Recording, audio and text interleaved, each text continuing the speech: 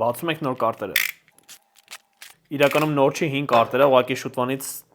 միտեղ դրածը չէի տեսել, նոր եմ գտել։ Եկեք հերթով նայենք ինչ կարտեր են։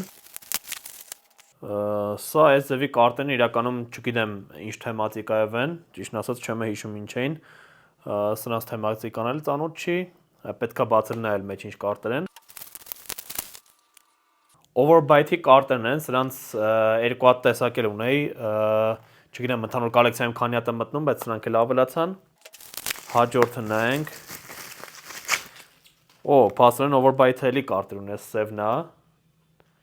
Չգիտեմ մեջ ինչ տեսքի կարտեր են։